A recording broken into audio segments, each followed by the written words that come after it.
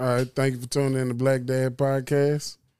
I want to say hey. You know, it's been a great week for me. I'm wearing one of my guys' shirts, another one of the guys like last week. I want to give a shout out to Get Every Dollar. It was a young man from the neighborhood.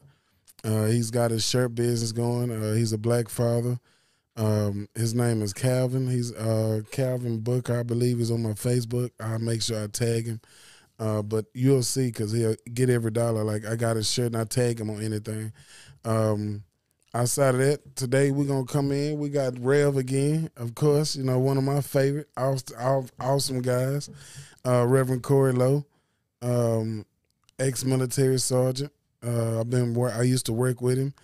And outside of that, he's just been someone really spiritual for me and someone who's just been a real important part of my life with me growing into who I become and who I'm becoming now. And he has his son, Emery Blackburn, and he's 30. No, not 30. Oh, no, 20. Almost. Hey, don't remind me, man. I'm almost there. I'm 27. 27. A father of two, and he's married. Yes, and the biggest reason why I brought him on the show is because he said he was interested in doing his own. Because he felt there was no voice for the ages of 27, 25, 24, and about, I'm going to say 18 to 28. Oh, yeah, all the way down through there. Yeah, so, and some even as young as 16. There's no voice to speak to these adolescents and coming up to adulthood. And a lot of these young men are making, men decisions and having to become men on the fly, with having to become dads. Yep. And so when your pops told me that, that was your mission, that was your goal, I was like, let's get him on the show.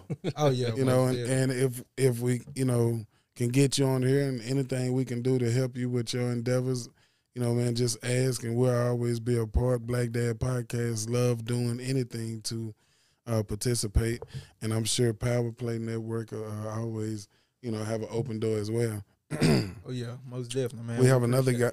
I'm sorry? I said we appreciate it. I appreciate it. And, I mean, so what is it that you actually want to convey to the young people at that age?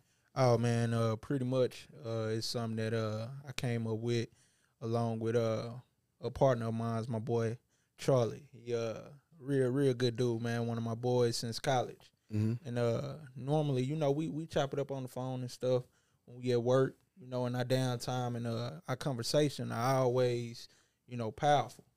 I try to have, it's not many cats out here, especially my age, where we have those in-depth conversations. Yeah. I mean, talking about just the trauma from how to navigate today, with being married, not only just being married, but having kids, having sons.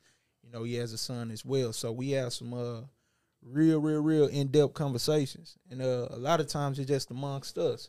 So, I told him, I said, man, maybe we got to put that out there. And you got to, man, because, like, for me, man, the reason why there's a Black Dad podcast is because I didn't like the people who were speaking for me as a black father. There you go.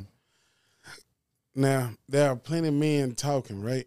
And I hear a lot of the stuff they say, and a lot of it convey to what I like. But the most part of it, I'm just like, okay, like, you can kind of miss me with that. Yeah. And, one thing it is because, like, they force, like, their opinion or it got to be like this way because this where I'm from and this how I was raised. And, like, me being who I am, man, like, you can't win me over with, trying to force feed me something, Not just know anybody. Really, like, nobody. You know what I'm saying? Like, I mean, I'm past the age of force feeding. You know what I'm saying? Like, oh, yeah. And I'll even go back enough to say, like, even with your pops, man, like, what drew me to him wasn't religion at all, bro, because we met on IT. And he used to always, I can go ask him anything. I'd ask him questions I already knew the answer to because most questions that most managers in his position, they don't know him. And that's why they got us. Yeah. So some of the questions I would ask him, he would be like, yeah, such and such. And I'd be like, oh, okay. He say, but you know that though. And I laugh because I'm like, well, how you know I know? And he'll just look at me like, you go back to work there. Because like he was never afraid to be vulnerable in my eyes. Because we as men look at being vulnerable as one of those words is like it's an attack on your manhood. You weak. Yeah, like you sorry, you lame, and you know, like that's when the I biggest one right there. man lame, like my biggest, and for me, like when I used to see him, you know, show that, for me it was just like okay, so I'd open up to him, and when he told me it was a rev, it was like cool. Now we're finna get into some religion things because I don't believe none of it. Yeah, and you gonna have to sell me, like you gonna have to sell me wholeheartedly. Oh yeah, and he never sold me. Mm-hmm. Like not one time did he ever try to sell me, and I had to respect that because he always said, "Hey man, these are my experiences. You can't do nothing but respect a man's experiences in life, especially when he's saying this is what helped me through." I ain't saying this is what works.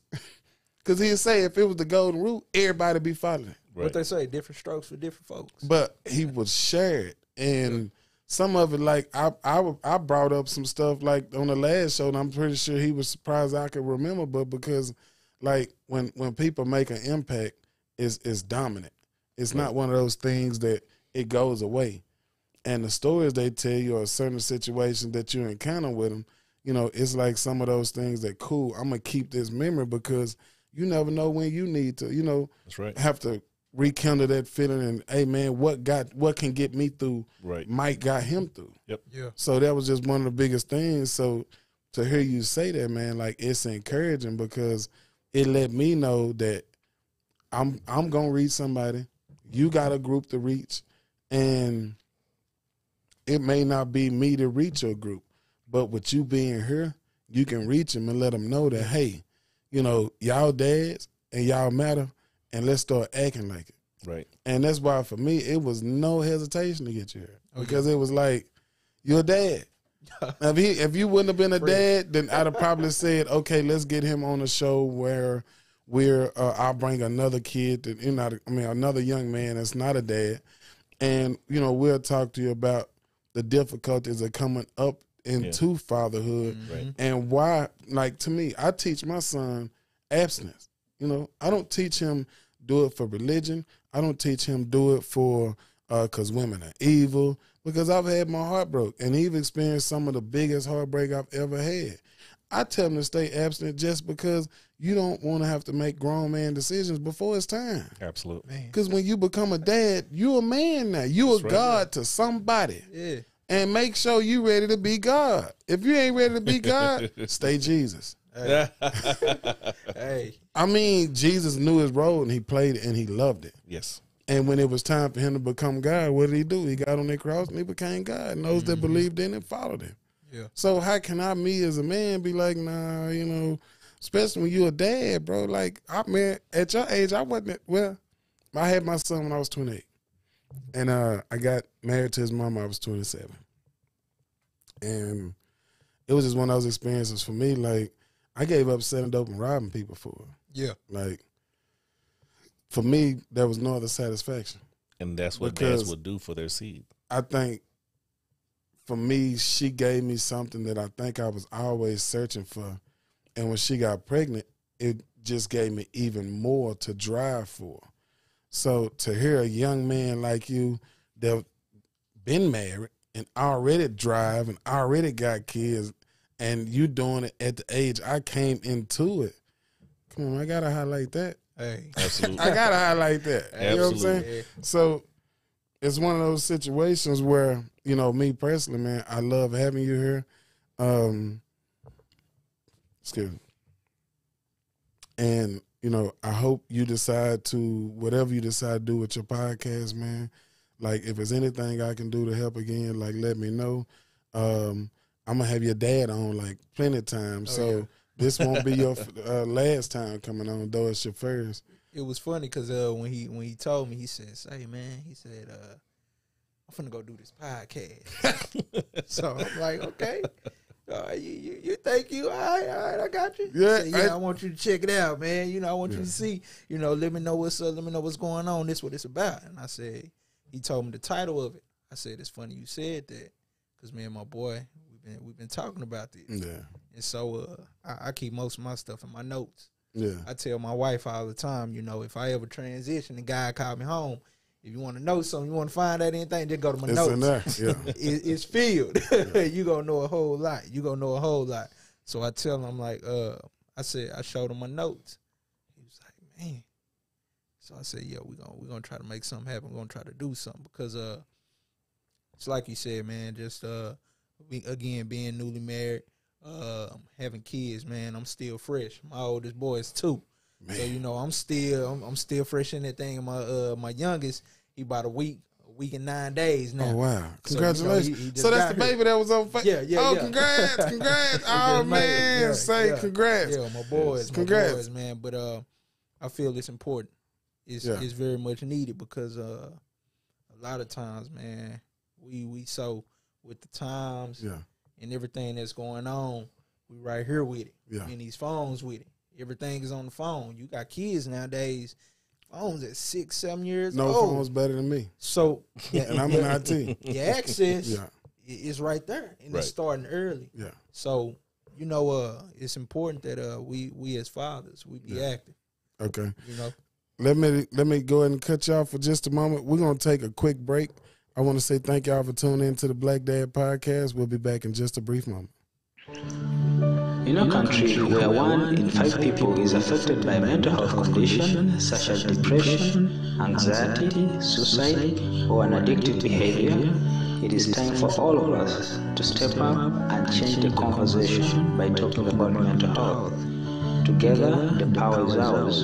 We can be a generation that makes a difference.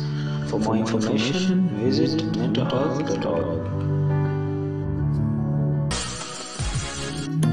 Hi, I'm Elren Frofall, and welcome to Life is Potpourri, the podcast.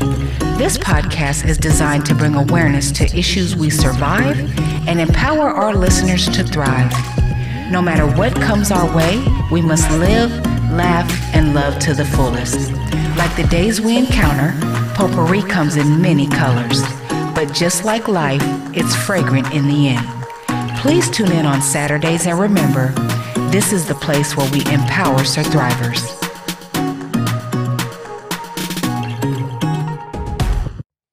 All right. Thank y'all for tuning back in to the Black Dad Podcast. If y'all want to ever tune in, y'all can always go to Black Dad Podcast on Facebook and tune in there live from first and third Saturdays from 8 p.m. to 10 p.m. aroundish. If y'all want to give us a call, y'all can call into the Black Dad Podcast at 972-863-8860. All right, now that we get back. So, man, the topic that we have is like, how do we change the narrative in America for Black dad parenting? Because, like, we look at, like I was saying, who's telling us, who's speaking for us, and, like, do they really speak for you? And, like, when they speak, like, a lot of the stuff a lot of these cats saying, like, some of these politicians, Cory Booker, some of these other politicians, like, man, real talk, like, I don't even feel like Obama spoke for me. Like, and it's like, you can't tell me as many people that have been through what I've been through, ain't none of us made it to a point where we've gotten there. And they, like, why are our voices muted like that? Because, like, who's speaking for the convicted felon that done got his life right, that is doing something different? Like, he done, you know, maybe he had 1 strike, 2 strikes, 3 strikes, 4 strikes. But, you know, he got his life right, and he at a point where he want to do some good. Like, who speaks for us? You know, I mean, there are plenty of people out there who speak for the dad who went to college, graduated, you know, done it the right way. You know what I'm saying? Like, and it's not a day go by I don't wish I wouldn't, you know, without that had opportunities to where college wasn't a real viable option. Because it never was an option for me. Like, I never thought about going to college. Never had a want, never had a need. Like, when I don't remember being asked what I wanted to be. Right. So I never really remember it mattering past the point of waking up and enjoying that day. So for me, like, when I hear young cats like you go to college, graduated, went to a frat. Well, I'm not sure if you did. Nah. Some that pledge frat, you know what I'm saying? Yeah. Some that don't, but they graduate college and, like, bro, that's inspiring, man. Like, I tell people all the time, man, like, I'd rather my son be a Russell Wilson than a Future any day of the week. Right. Like, and I think you just said it best, bro. I think it's more so of in the beginnings, in your early beginnings, what was placed in you to say you're college bound. Because if it's never spoken into you, it can never come to pass. Yeah. So if that seed has not been planted in you to say greatness, greatness, greatness. If, like, for instance, when we met 5, 6, 7, however many years ago, if I never said, man, you know what? It's something about you. There's greatness on the inside of you. Let me speak to the greatness. Yeah, I know Jules. I got that guy. But I want to speak to the greatness that's in Jules. So if I speak to the greatness in him, guess what? 5, 6, 7, 8 years later, he says, you know what? I need the Black Dad podcast. There has to be a change. But if we don't start early to speak to the greatness inside of our young black men, you said change the narrative. It's interesting that you said that, because the question really is not change the narrative, but what narrative are we changing it to? Yeah. What is it that we want to see for our tomorrow? Because I can tell you right now, I can go to the old hood and see some of the same folks that I grew up with doing the same thing that they were doing and teaching their kids to do the same thing. It's about changing this. If we never change this, and I get it, we're the only ethnicity that got to fight for everything. I get it. I really do. Yeah. But when do we say, again, and this is one of my longtime dreams, and he can probably tell it better than I can, because I've always said this. I said, man, I can't wait. I'm going to give me about a good 10 acres of land. We're going to split this thing up. You're going to get yours, and split up between the kids. A compound. Man. You get a house in the back. They got a house over there. We ain't got to be next door neighbors. Yeah. 10 acres, we can spread y'all out. We can spread you out. Yeah. What if we did that as a people? What if we said, we going to middle America, wherever we want to say that is, and we're going to purchase X amount of land. Granted, we tried this back in the 20s with Black Wall Street. I get it. I understand that. That's history. Not just one, but several other towns, of course. We had Durham, North Carolina. Texarkana, Arkansas. Absolutely. Texas. We've done those things. But now that we know, now we can defend ourselves better. We can defend ourselves better. And I think that's what I think we have to. That's what I love about you, Rev. Like, I don't see you as a defenseless Christian. You know what I mean? Like, and I don't mean that in a way of saying it like in a weak manner, but you have some Christians out here that won't defend themselves. Like, oh no, you have a right to defend yourself. I don't see somebody coming at you now. If somebody come at you in a matter that would be disrespectful to the streets, I simply see you walking away as a man, because I know that's not your life. But if somebody put your life in jeopardy and it's you and your family, I don't see no hesitation of you doing what it takes. Zero. Where some people will be like, and they would take a different route, and that's their route to take, But for me, like, I can't take no other route besides I gotta go, because this is the only thing I'm here for. So if you jeopardize this, like, man, I love my son dearly. I know one day my son gonna eventually start driving and venture out of the house on his own. I'm understanding of that. I pray nobody feels froggy enough to jeopardize his situation to figure out who his dad is. And I tell my son all the time, man, be careful what you do. Be careful who you're around. Yes. Because it's not your safety you're worried about. It's theirs. Absolutely. Absolutely. No, and that's one thing me and you would talk like don't jeopardize yourself as somebody else because they don't know the extent I'm going to go through for you. Absolutely. Because they don't have nobody there for you like that. And I see you there. Like, every time I see you come to work, I see you straight your top, you get in your chair, and you get your day going. And I'm looking like, boy, look at that gorilla, boy. That's a straight beast right there. Like, I would hate to see something that happened where, like Mufasa. Like, Mufasa was Mufasa, but when it was Scar mess was simple. Boy, Mufasa lost his mind. Right. And that's how we have to be as men. Like, we give so much to these streets as far as pride, dignity, manhood, blood, sweat, and tears. And these same niggas cowards behind their own kids. Always. And I'm like, are they the kind of nigga that think because they really wasn't that gangster they want to be, Nope. they teach that shit to their son? Yep. The most cowardice, disrespectful, most... I really quit hanging with my homeboys that I see inspire their kids to be what they wasn't in these streets.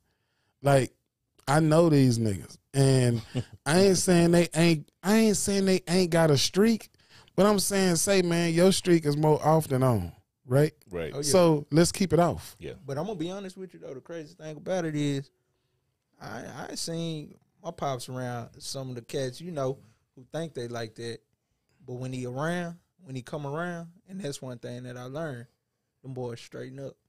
It's a certain level of respect that come upon them, because it's like, I ain't gonna even, you know, and it ain't that, you know, he coming in. He don't command it. No, he don't. At But all. Just, when that I'm sorry, he don't presence demand it. Yeah. It's commanded of him because he carries himself that way. most definitely. He never, like, and I asked him before he came on the podcast, like, Rev, you know, this is it.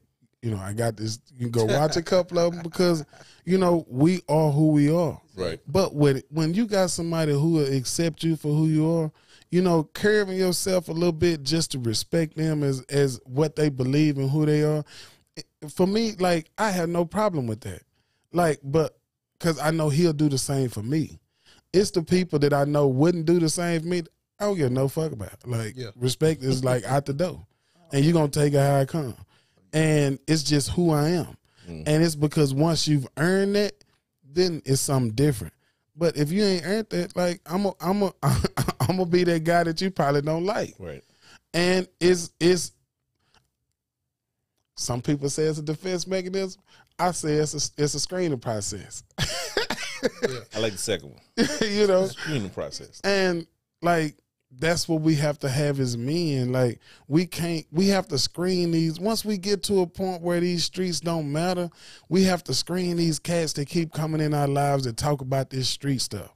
Like, I don't have a lot of cats that come in my life talking about some street shit. Like, what you gonna do? Like, you got kids, right? So, what, you gonna go and bust him in his ass? What you gonna bust him in his ass for? What he really do? Is it really worth it? Do you have the bond money? Can you get a lawyer? Like, these are the questions I ask, because I can. Man. So let's make sure this is a real decision we want to sacrifice it for. Right. Because I want to get a billboard. I want to make Black Dad podcast off the chain. Like, I want to use this money, like, not, you know, fruitfully, not frivolously. Yes. And, you know, it takes coming up in age. It takes being around people who inspire you. I wasn't thinking about no billboard before I started hanging around Mr. Don, sitting back there doing the producing, looking down. I don't know what the hell he do. I wasn't thinking about no show before I met him and his wife. Oh, yeah. I didn't think it was possible for me to get on this kind of platform. And I'm here. You hear? Little old me raised in Texas, kind of out of East Garden, check a whole baby. Like, I'm talking about real grimy gutter, like real. And I'm here. If anybody say you can't, I'm gonna show them how you can. Absolutely. I have to. There's a story. And that's to what tell. that's what I do this for. Like, real talk, me and Mr. Don was talking. Mr. Don was like, man, I don't even think this show really for you to have guests. I think this is just really so you can express what's on your chest, so you can reach people. Yeah. And I started laughing because I was like, 99% of the time it is. Yeah. And I have people on who've inspired me to become this guy. Yes. Like, bro, your dad, when I tell you the definition of excellence, I was excellent when I met him. He just confirmed it with how he is and how he is accepting, bro. Like, who really accepts us in life? even you as a kid, like nowadays you getting an old head to accept you is harder than you going to Wall Street getting one of them white boys say, hey, what's going on, man? You doing all right today? Yeah. It's hard to get one of your own to accept you for who you are as the college graduate.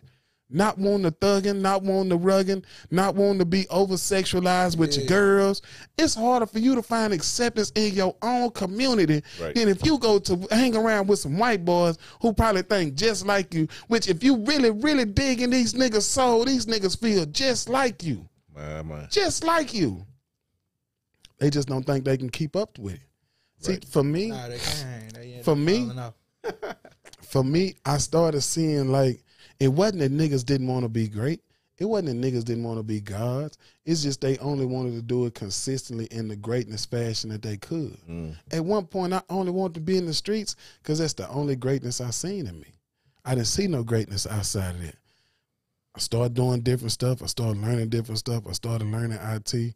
After I started learning IT, I'm like, I wish I would go back to robbing niggas and selling dope. Shit, I make $42 an hour, nigga. Are you crazy?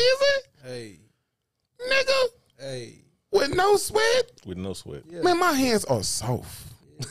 Yeah. Like, I take Calgon baths. Like, take me away. Yeah. Like, real talk, bro. Yeah. And to understand, like, man, I wish if I'd have had a pops like yours earlier, say. And that's why I look at you, man, and I'm like, man, you everything to me. You are the American dream. Like, there is no, if a black man don't want his son to be somebody like you, he a coward. Yeah. And he was just he wasn't man enough to admit it. And to me, being a man is, how soon can I start being responsible? That's it. How soon can I start taking responsibility and accountability for my actions?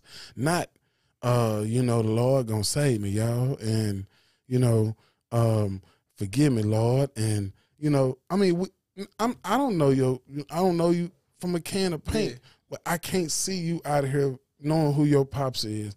One of these cats who, with your partner's like, man, she is bad, ain't she? When you not with your old lady, like that's not man behavior. Nah, man. And to me, that's what we gotta break. Right. Because if we start breaking those little cycles there, the big ones don't exist. They don't exist at all. And because like it takes a bunch of little shit to get to the great shit. Oh yeah, and it's like you said though. You know what I'm saying? Who do we have to lead us? I think it start at home. Yeah, it start at home. Unfortunately, some of us, they're not granted, their privilege of being able to have that male role model in the home where maybe, they lost them to the streets, lost them to the prison system. I got brothers, that's down right now.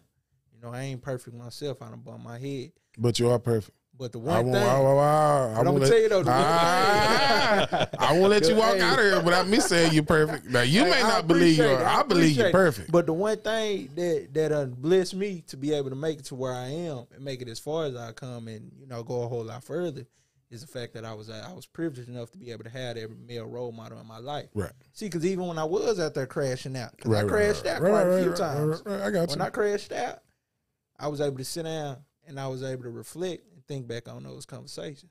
Pops didn't do too much putting his hands on you. Yeah. But you're going to be up to about 1, 2 o'clock in the morning and you're going to hear him say the same thing over and over and over and over again. Nicholas Vashon Henson, please watch this show. Man, my son get mad at me. Like, I've gotten to the point where I don't feel like as a man I should be putting my hands on my son.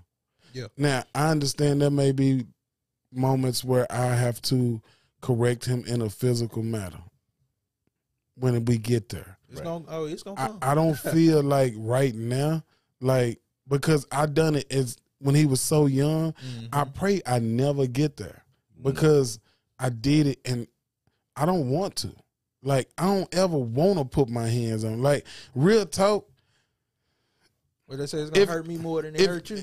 If it come down to it, if I was in the situation Marvin Gaye's father was in the situation I'm in now, I honestly think I'd let my son kill me because I think it would do him greater certitude than it would do me.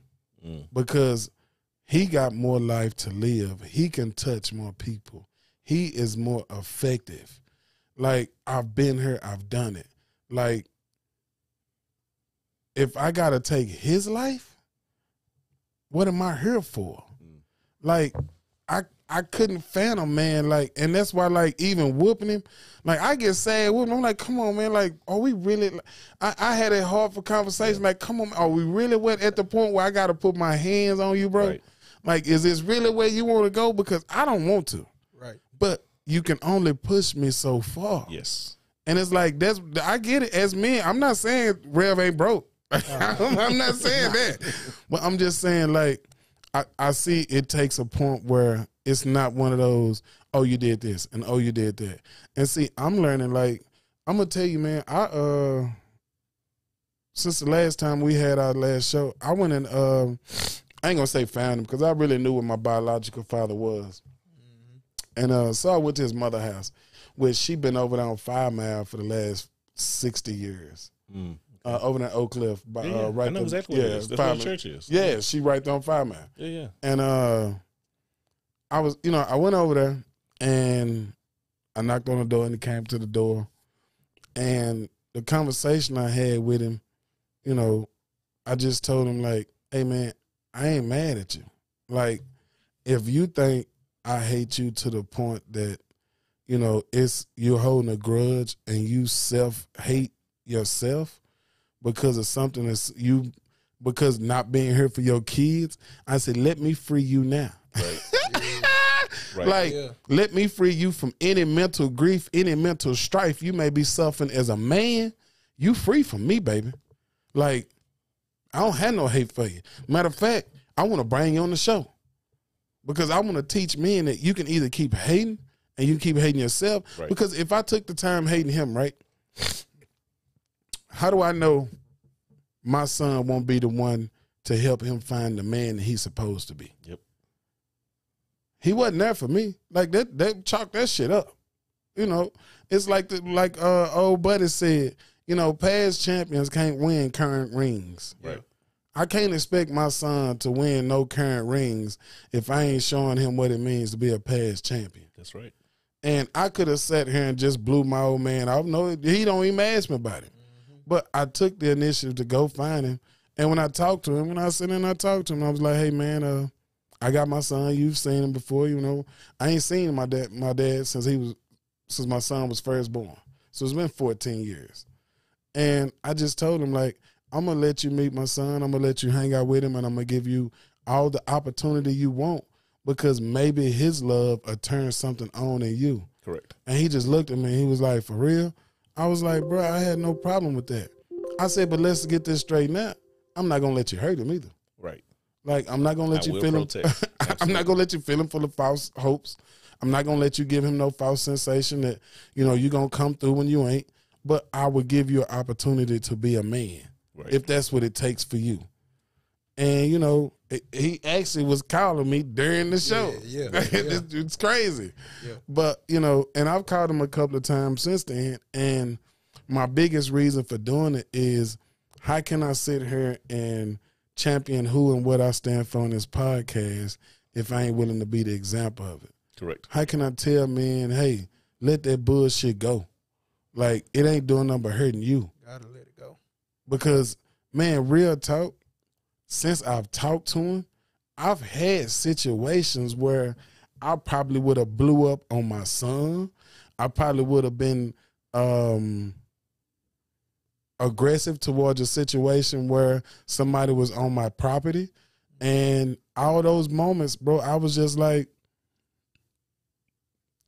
how can we get better? Right. I didn't have a hate. I didn't have a hurt. Like, I was able to look at my emotions and name them. I felt like when I put up my house, I felt anxiety. And I knew, okay, let me address this anxiety. And I asked this lady, are you okay? I told my son, now don't get out, hold on. Are you okay? And she said, yeah, blase, whatever. I was like, you sure? Because this is my house. And she looked like, this your house? And I was like, yeah. And she was like, oh, I can leave. I'm like, no. If you really, I've been at this place for 4 years, right? 5 years. Nobody crossed my threshold. Not even the post office. Yeah. Not even the police. Like, I have a certain respect with the people in my community, and they have a certain respect for me. I don't bother them. They don't bother me. My mail lady put my mail on my, and I told her I put a box outside my thing so she can put my big mail. So if you don't want to come with her, that's fine. I'm cool with that. Yeah. But I'm not going to, I had a Trump sign in my yard, and she felt offended by it. I was leave my mail outside my door. Like, Yeah. it's your job, but I don't care. And the lady felt so comfortable, bro. So when I went in the house, I made sure she was okay. Once my son got in the house, I said, do you need some water? She said, water would be great, sir. And I'm just looking like, some weird ass shit going on, man. But I went and got her some water. After I took her the water, I straightened my house up, got my son straight, and I went back in and I asked, I said, hey, are you hungry? Can I feed you? That ain't me. My son was like, who is this? Dad, what the hell are you doing? And I'm like, I said, son, I've came to a point in life where we have two different type of situations when we meet people. Yep. Either we meet angels disguised as demons, or we meet demons disguised as angels. And I've reached a point where I ain't afraid of neither one at this point. And when I say that, I mean, either you meet a beautiful woman that come in your life, or a beautiful person that you think got all these great motives, and they shit on you and they show you what a demon really is. Yeah. Or like this woman, she was a drug addict, which she's battling her demons. Right. And I don't know the blessing I just got from being a man that showed her, hey, this is a peaceful place. And I told her, you don't have to leave until you feel comfortable. Right. And my son just looking at me like, where's my dad? I don't know this. Yeah. That shows that you made a choice when you said, hey, I release you, Dad. And that test came right back around to see if you really did it.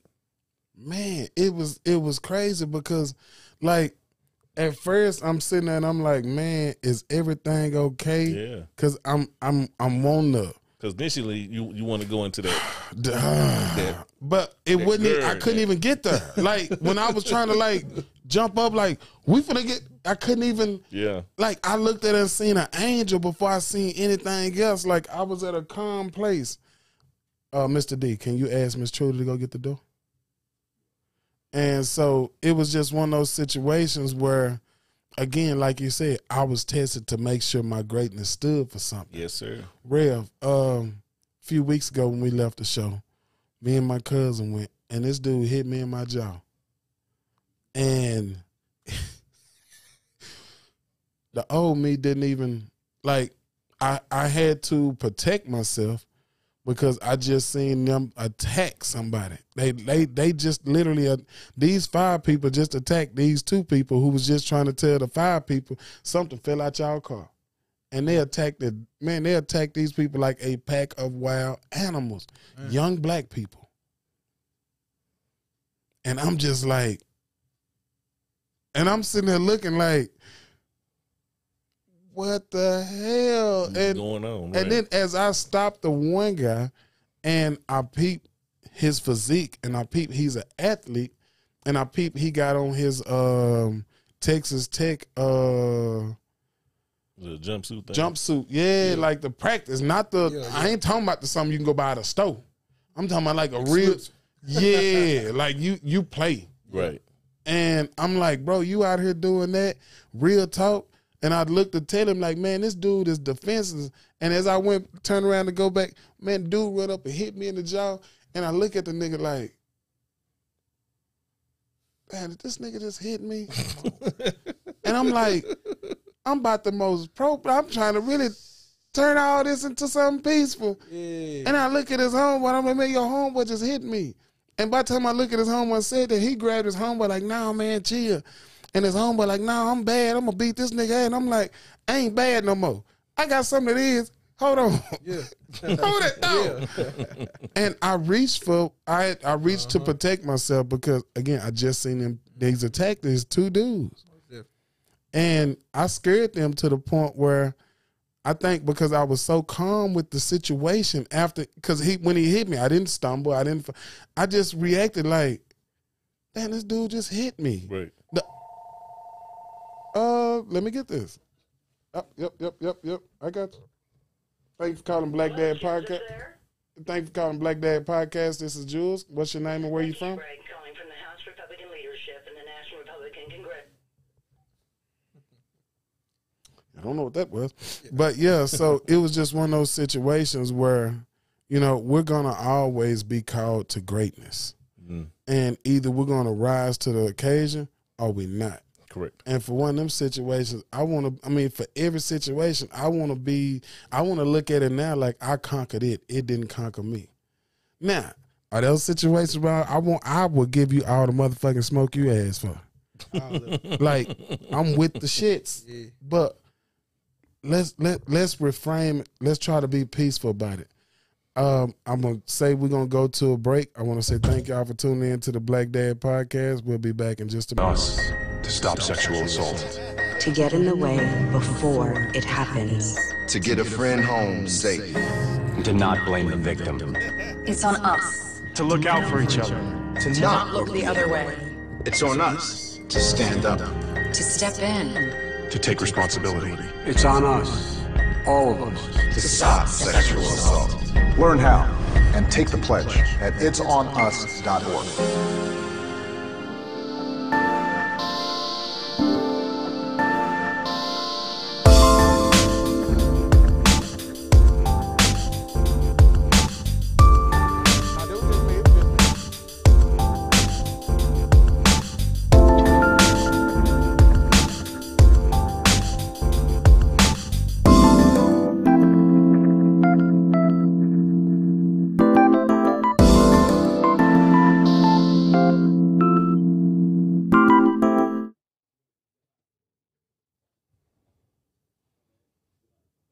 All right, thank y'all for tuning back in to the Black Dad Podcast.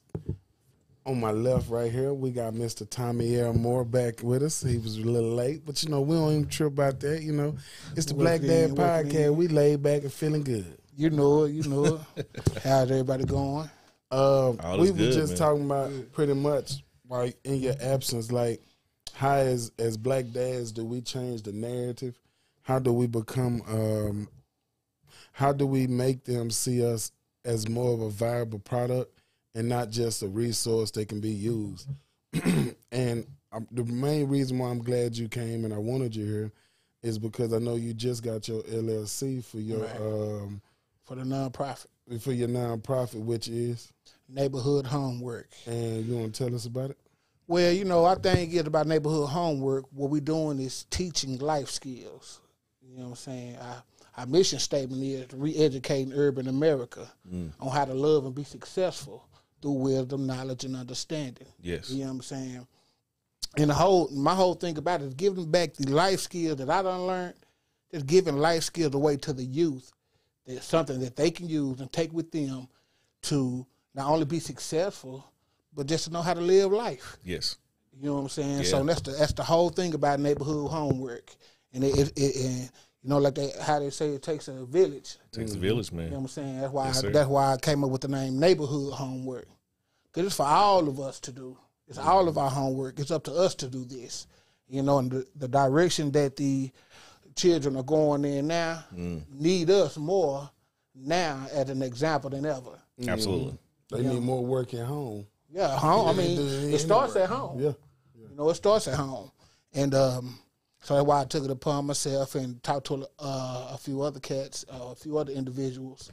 You know what I'm saying? And anybody else I know maybe? Is Eddie part of it? Eddie's part of it. Eddie is part of the automotive department. Okay. Now, we're not working on cars. We're showing you how to go get your auction license, auction the car, pick the right car, auction it off, get the money, and do it again. Yes, sir. You know, we ain't working on cars, but we are showing you how to get into the auction business. Right. When I say automotive department, we got a health and wellness department. I talked to Larry King about that. You know. Okay. And he'll be on here in a couple.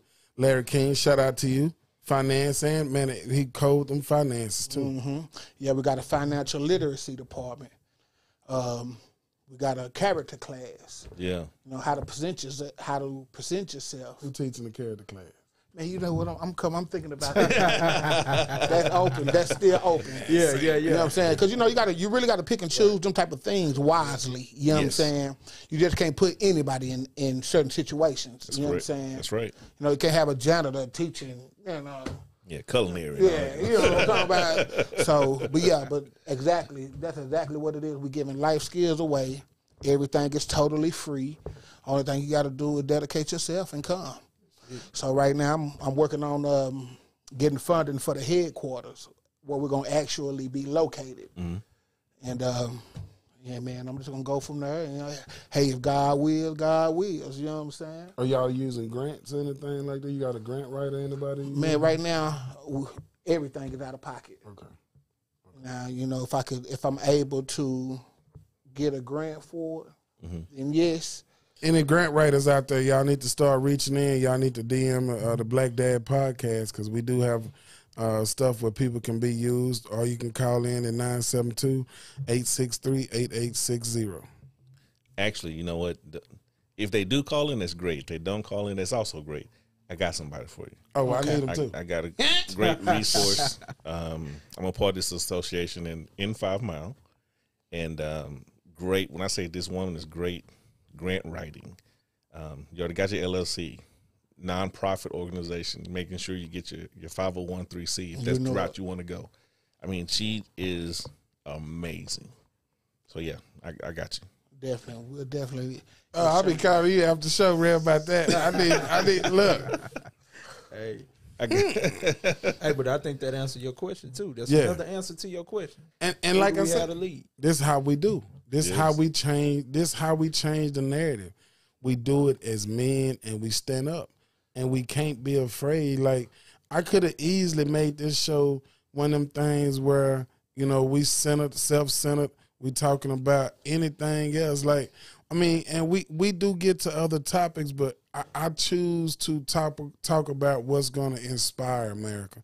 We have enough of seeing the victims of our communities and what's happening to them. And my thing is, after they become victims, how do we turn them back into warriors? That's right.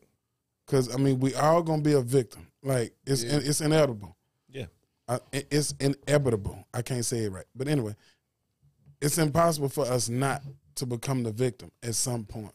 But how do you turn yourself back into the warrior? How do you get yourself back into the mode or to the stance where you're ready to fight again? Because so many of our black fathers don't even want to fight no more. Right. Like, let me back up. I take that back. We are starting to fight more, but I think we can fight harder, and I think we can fight faster. Because we're fighting the right fight, though. Some of us are, but we don't have platforms like this, and we don't have our nonprofits like that, and we don't have people highlighting fathers like you. Like, I mean, real, like, we don't speak on it, but 5 Mile. Where'd you go to school, Rev? I went to North Dallas. I mean, but I know 5 Mile. Yeah. He's one of these people who he's been around. And we have these men who's been around. And we don't even use them as valuable resources unless they still around. Right. Like, I don't want nobody that's in the same round circle that they've been in, since they've been in the streets. Like, show me. And when you talk about fighting, you always got to throw in there. You got to know not only what fight to fight, you got to know how to fight it. Correct. You know what I'm saying? You got to know how. You know what I'm saying? You just point blank, period. You know what I'm saying? You got to know how to fight and what to do when it come time. Right. You got to know when to fight. You got to know when to do it. Everything is strategized anyway. Right. It's strategy. Yes, sir. You know what I'm saying?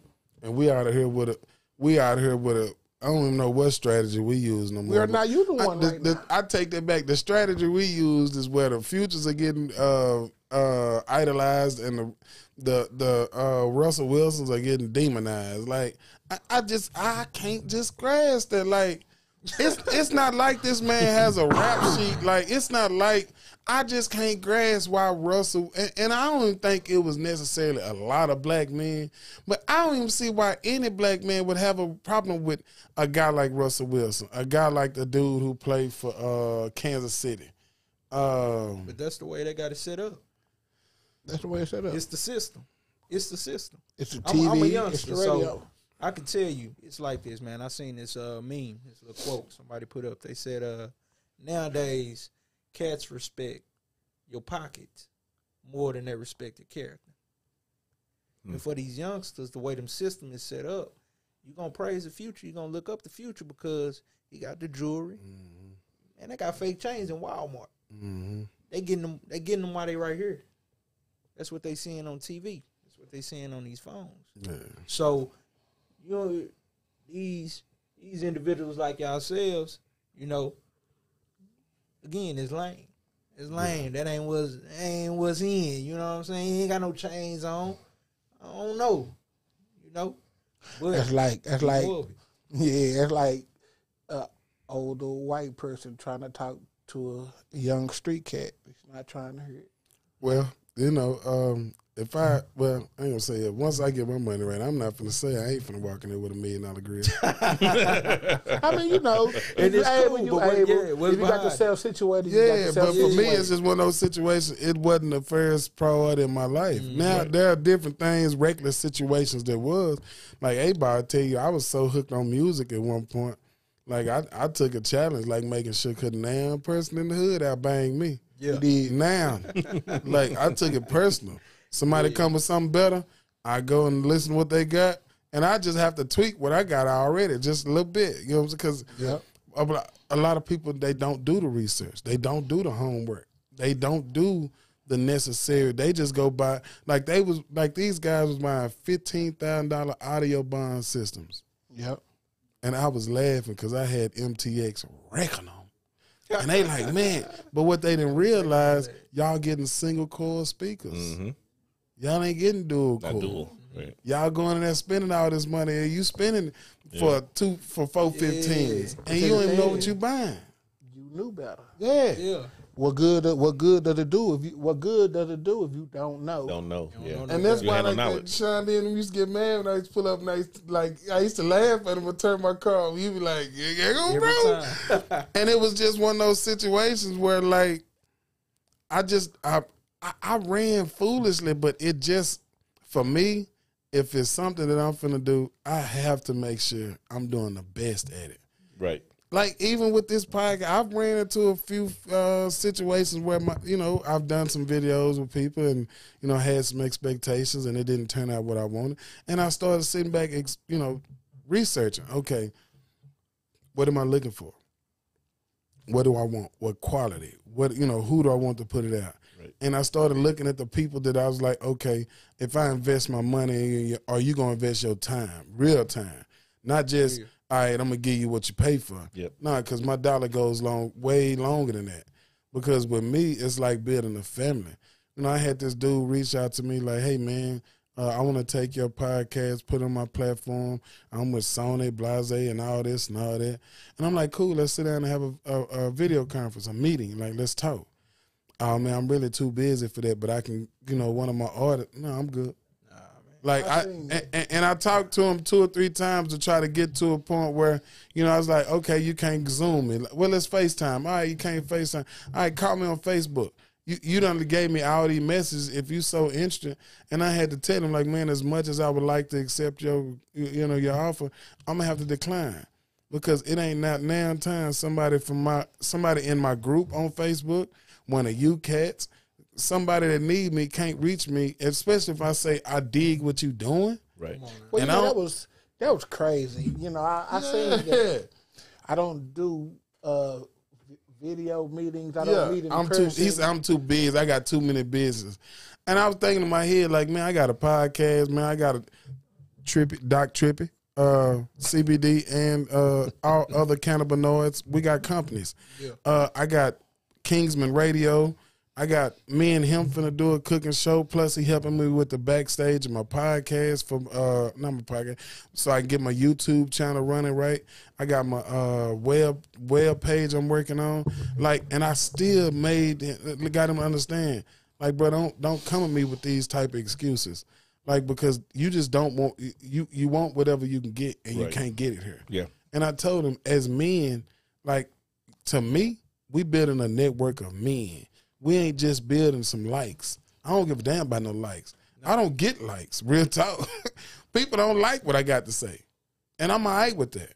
But I get attention, and I get people to awaken and understand. Right. I just did an interview last week with George Floyd's uncle. Like, we have to prepare ourselves for what we want. That's right. And we can't let nobody negotiate that. And that's why I say we have to change the narrative. Like, somebody else was like, man, can I come on the show and join the show? And I sent him to I'm like, man, look at my show. Make sure it's for you. He hit me back. Nah, I'm good, bro. Yeah, I know. I knew you wasn't. I knew you didn't want to be, because this show ain't for everybody. And the last thing I'm gonna allow is somebody to Fred Hampton me. Like, you ain't getting in here like that. Mm-hmm. And it's gonna be so hard for you to get up in here. You gonna feel so disrespected to where you probably gonna be like, yeah, nah, I just can't put up with that nigga. Right. Because everybody else can. Because everybody else got a vision. And that's how we have to be. We have to stop being apologetic for being rude. Right. Nigga, I just don't want you around me. I don't want you around me. If your energy ain't right, I mean, say, I hate Nipsey Hussle died, but he died doing what was right in his heart. Nigga, you a snitch. I don't want you around me. Say, man, you womanize women. I don't want that energy around me. It's, man, I'm at the dollar store. It's crazy how we as men think. I'm at the dollar store. I'm coming out, as I come out, this old head come in, as kind of behind me, this other lady, she's very beautiful. And as she come out, old school, he looked at her, and he looked at me, and she went on to her car, and I put my stuff in the car and put my card up, and he was like, "Damn, nice ass right there." And I'm just like, "Hey, that's all the old." I'm just looking like, I was like, "Nah, really, I'm not even." He's like, "That'd be nice, something good to take home." I'm like, "Nah, that wouldn't be good nothing for me to take home." Right. I don't even know nothing, but she got a fat ass. Mm-hmm. She can have AIDS, herpes, crabs. She can have an attitude. She can have 16 kids. She could have, bankruptcy. She could have all type of stuff that you can't even see going on. And that's who's speaking to our young people. Yeah. I'm like, nah, I'm good. He looked at me like something wrong with me. Like, am I gay? Nah, I'm happy. I tell you like this: if you really want to get in the minds of the young generation, really get in their minds, tell them to cut that TV off and cut that radio off. Yeah. That's what's transforming their minds anyway. Yeah. You know what I'm saying? The stuff that's playing on TV, the stuff that's allowed to play on the radio, is what's transforming the minds of our youth. Especially when they ain't got nobody there to tell them that this is not reality. This is not real. Like, I was telling, I did the little sex show with the lady, Twilight After Dark. And we was talking about, different stuff. And, I told her, experiences my son had where he was watching porn. And, I didn't get mad at him. I wasn't even disappointed. I just wanted to help him understand that that's TV. That's TV. Yeah. Like, and if you meet one like that, ask a million questions. Before. Way before. Like, if she come out the gate like a million and one question. If she come out the gate like lollipop lolly, like you may not want that. Like you got a question like, who else is lollipop lolly? You know, who have lollipop lolly gave that lollipop too. And we have to, as men, allow other men to understand that, we don't have to be so sexually driven, man. We don't have to let our libido us. Right. Like, and that's what a lot of men they like when I hear men say they can't be faithful because, oh, I'm a man. I'm like, and what does that mean? What does that mean? Yeah. That's not a sign of weakness. No. To me, that's some of strength. Like if he'd have said I was a dog, I'd be, oh, okay, yeah, you're a dog. You have no discipline, no control. Yeah. Like, yeah, you just want to hit everything. No restraint, yeah. But don't tell me you a man and think I'm gonna like take that as like need everything. Like, oh yeah, good excuse. Yeah, like well, I'm a man too, and I ain't never cheat on my wife. Never had a want to. Like for what? I didn't get married for that. I mean, I done cheated before. With your wife? Nah, yeah, Hold on. Man, I done cheated before. No. So, with your wife or in a situation with a girlfriend?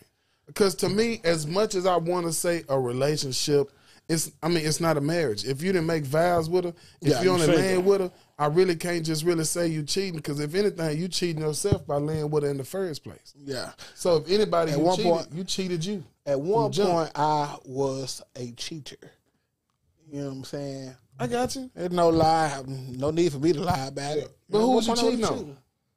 Whoever I was with at the time. Okay, but I'm saying, what commitment what vows did you have? I ain't have any. So who did you cheat on? Yourself. Because your vows were with you. Well, you cheat if she think you're faithful to her. You're not even faithful to yourself. Exactly, baby. No, you're gonna play yourself every time. So it's no, I did not get in relationships and have sex with other women. But if I did, I wasn't married. Like, I'm not finna sit here and tell my son, like, you have to devote yourself to what's right to you. And if that woman is right to you, then devote yourself to that. And if it turns into a marriage, that's cool. That's good. But don't sit here and see, like, yeah, so that's a deep conversation, man. That's why I tell my son don't have sex. Because once you start having sex, you get into these complicated feelings and complicated issues. Absolutely. And it's really not that complicated. Really if you ain't having sex with her, you ain't cheating on her. Exactly. Like all this, hey, I ain't, man, look. I tell my son keep it in his pants. That's the best thing. He 14. I tell him if you think you got problems now, well, wait till you overstand right the complications that come with accepting the responsibility of giving yourself to somebody that just gave themselves to you. Right. And now they have a whole expectation of who you gonna be, and they may not even love who you are really, and they may not even love who you become later.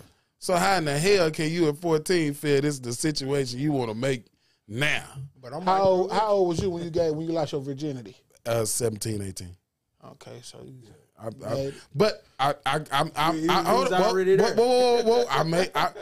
it wasn't that I was there. It's I was scared. You know, I was scared. Like I was, so I was seeing.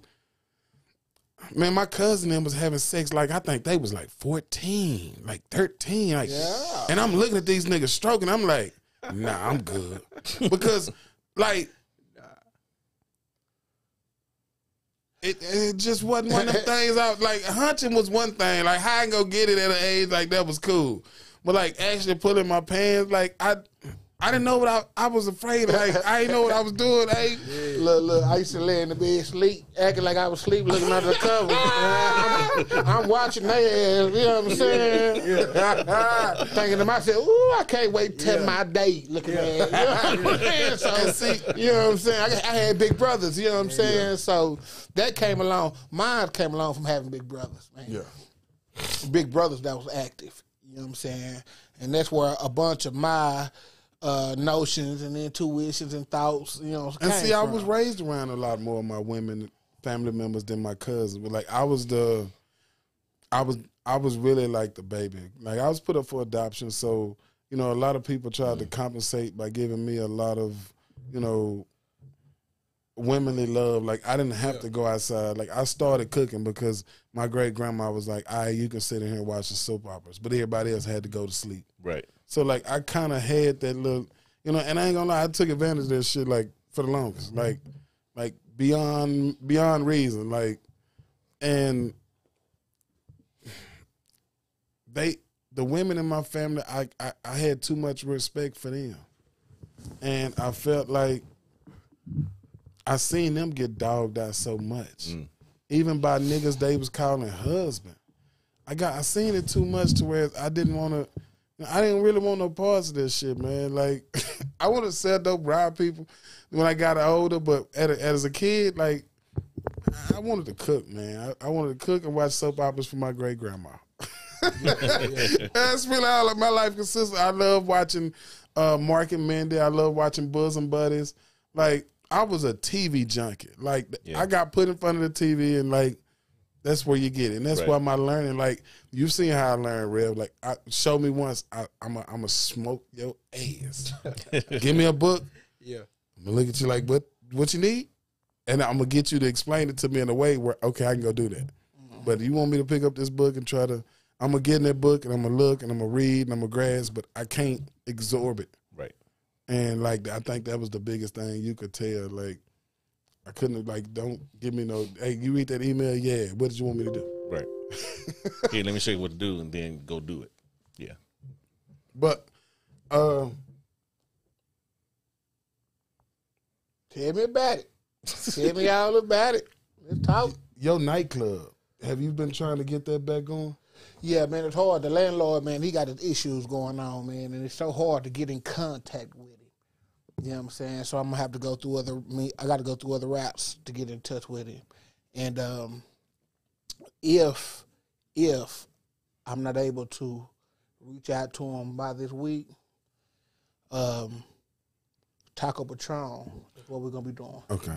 Some nights, like, Real, like, some may do something like remote and not necessarily at a situation where we can still kind of affect the people without necessarily always being shut in. Right. Yeah. And because it's a lot of people who just want to see and be like, Rev, I had people ask me, like, hey, man, that guy, like, he was real reserved, but you could tell he was real, man, like, he was real on point. And, like, man, that's my Rev, man. Like, Rev, like, you've made a lasting impression. Oh, man, like, appreciate very it. much. That's what this is. Look, I'm sorry, I mean, but that's what it's about. You said, how can we change the narrative? This is changing the narrative. This is getting it out to the community. This is getting it out to our young people. If our young people not watching, then we got that generation that's 17, 18, 19, 20. Those that my son said that are doing this all day. And we need to try to get, I'm trying to get an app. I'm trying to get a billboard.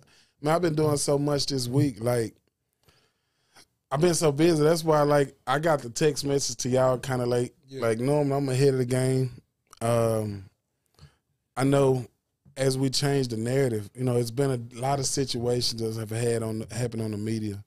I know they convicted the dude who killed George Floyd's the dude who killed George Floyd, and well, he just got the guilty verdict.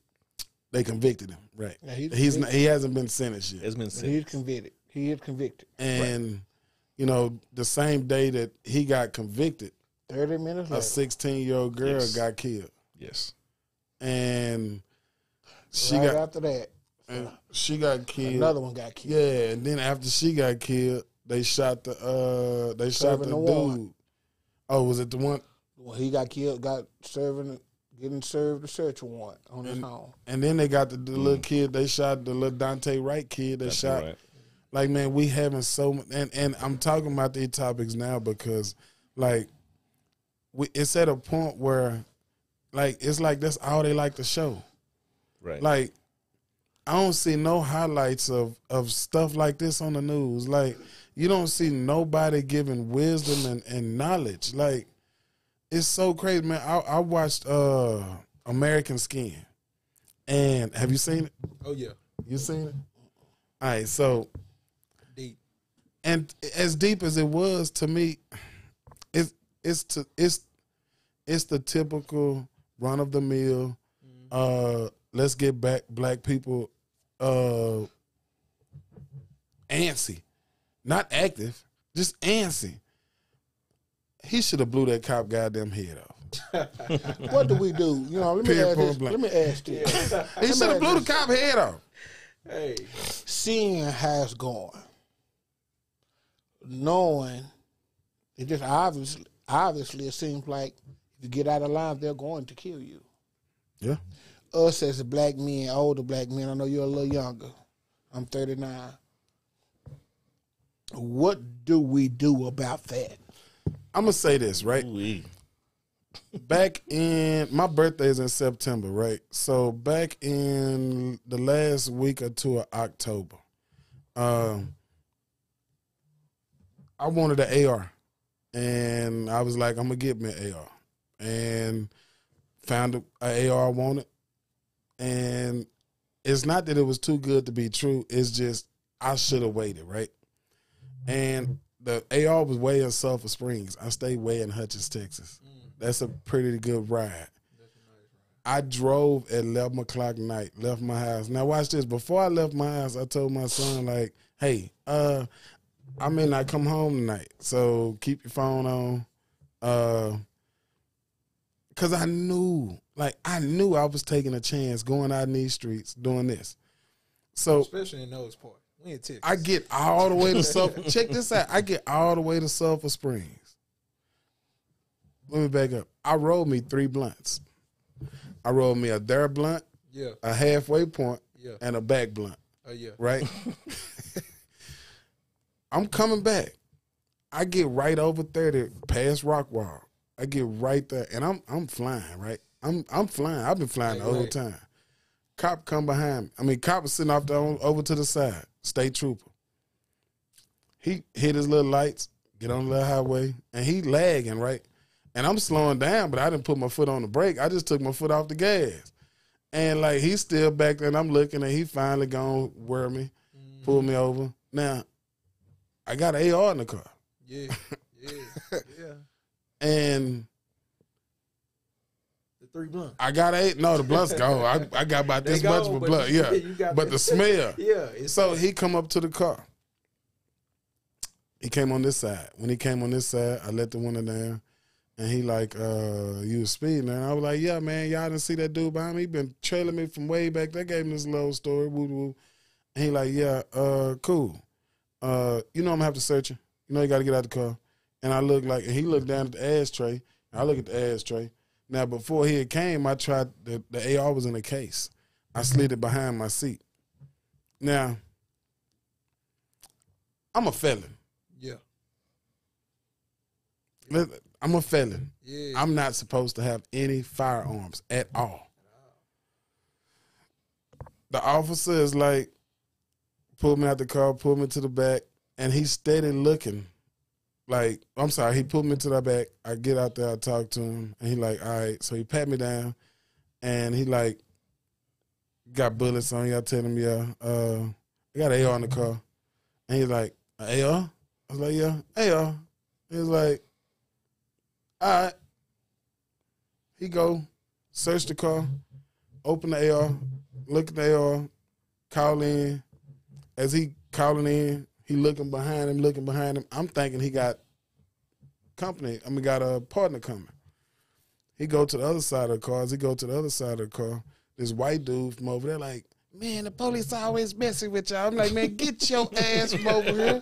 I'm like, because I'm all the way in the wrong. Yeah. I'm all the way in the wrong. And, you know, one other thing I didn't say before, when he first pulled me to the back, before he pat me down, I asked him, like, hey, man, can you let me call my son before he take me to jail? And he was like, huh? I said, man, just let me call my son before he take me to jail tonight, just so I can tell him good night, because he was my girlfriend. Yeah.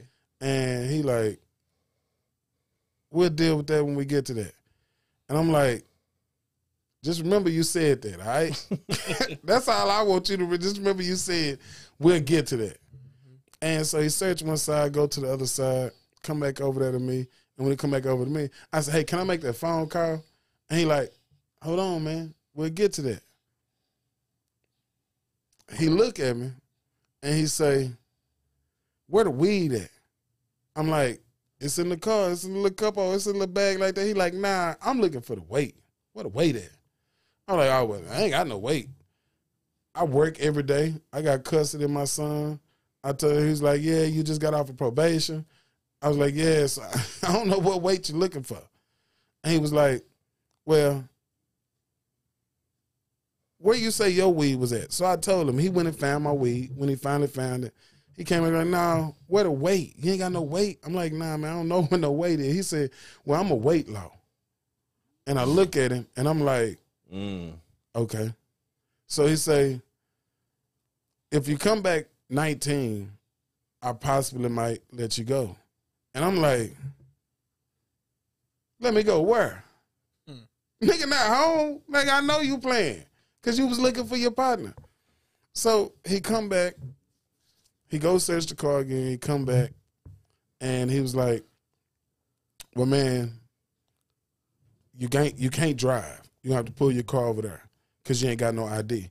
And I'm like, nah, man, I got an ID. He was like, well, where your ID at? I was like, man, I just left my ID at home. I gave my ID number and he ran it. And he was like, well, I got to give you a ticket at least. And by this time, I'm just looking at this nigga like, a ticket? Let me get that. He said, yeah, hurry up. He said, you all right with that? And I look at him like, You don't think so? all right, cool. Yeah. So when he walked back, bro, I'm so shocked. I damn near fell on the car because in my head, I'm just like, You knew it was over. And I'm just thinking like, man. See, the thing about it when you're dealing with police, man. Hold on, watch this. When he walked to his car, he was like, I don't even feel like doing that work. He said, man, you coming back from your divorce. He said, you out here, you driving fast, you got your weed. He said, man, slow your ass down and go home and be a good dad. He said, because I can tell you're a dad. Because I can look at I'm looking at, he's seen because I keep my divorce decree, I keep my probation, I keep all my paperwork in the car. Yeah. So whenever I get pulled over, yeah, or if she try to hit me with the okie doke, like all my shit is legit. So the law said, just take your ass home and slow down. Man, I'm on my way trying to go home. I don't know if I want to go 30 or 45. I mean, I'm sorry, 20 or 35. So, 20 or 40, 20 or 30. And I just say, fuck it. I keep going 30 to get to 45. Man, I'm going down 45 and seeing like 8 more laws pull up. I'm like, this that shit tonight.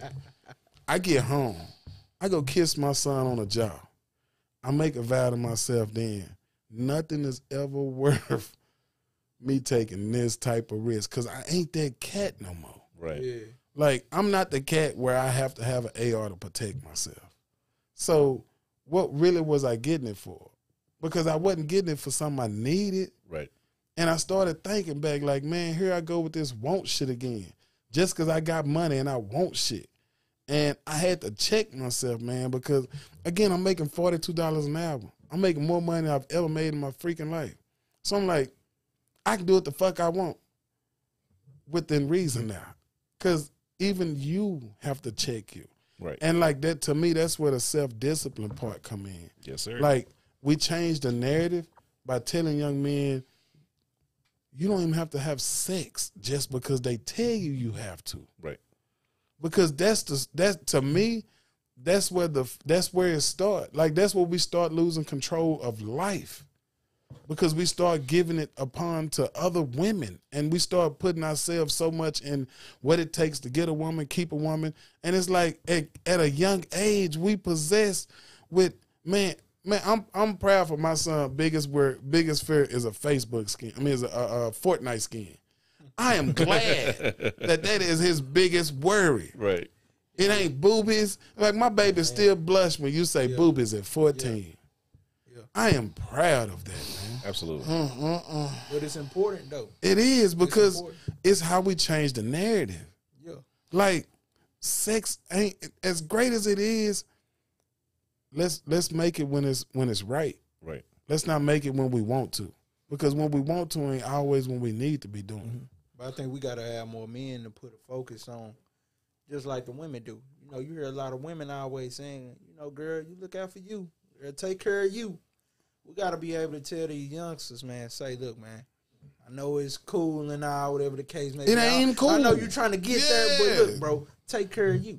It's like you preaching to your son now, and I kind of take the same approach. Take care of you first, man. Make sure you straight. Make sure you where you need to be, so that way, when the women do start coming, because they going to come, you know how to weed them out. Because you're not just going to accept anything. And I feel like that's where we mess up at. Because a lot of us, if you're in a certain environment, or whatever the case may be, you going to accept whatever. Just depending on the environment that you in. I tell women and men this. If you take the time out to pick your significant other like you pick out your shoes, your clothes, and your hair, how you like your hair. If you take the time out to pick out your significant other just like that, you might save yourself a whole lot of relationship problems. Absolutely. Yeah. You know what I'm saying? Like on the cool. Yeah.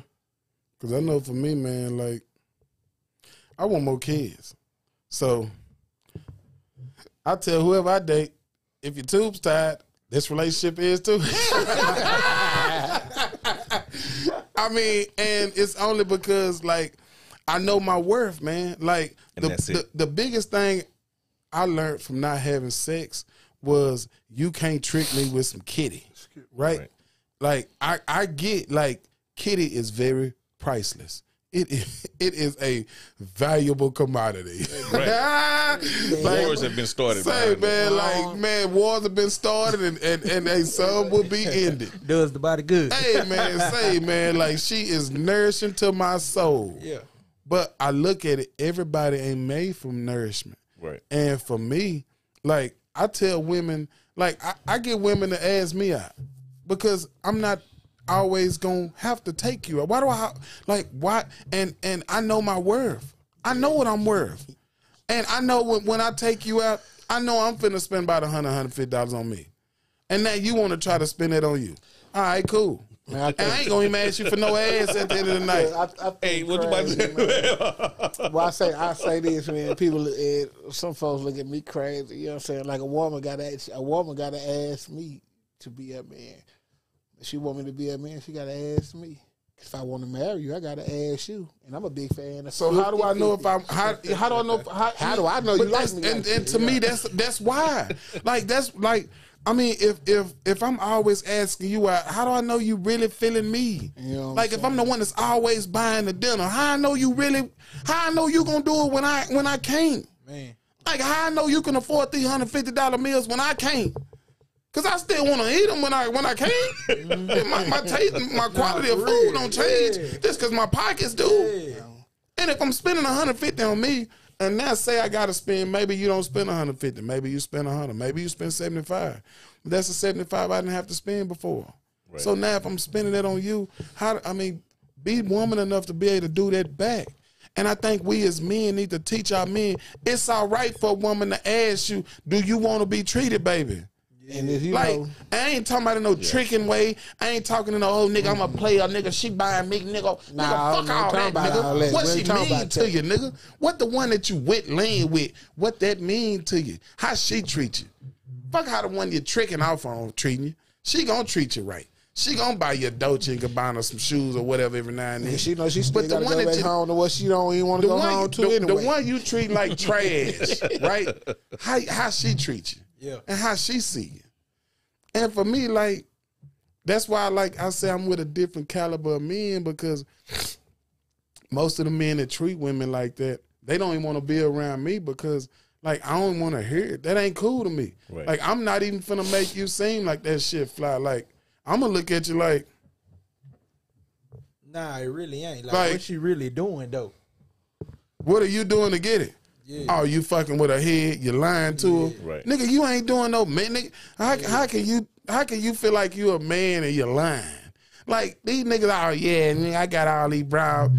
Do they know about it? I mean, do they really know about each other? Right. Do they really know the trying to trifle nigga? And see, when we get to telling men to teach these women, like, tell them who you really are. Right. These niggas won't even have a friend.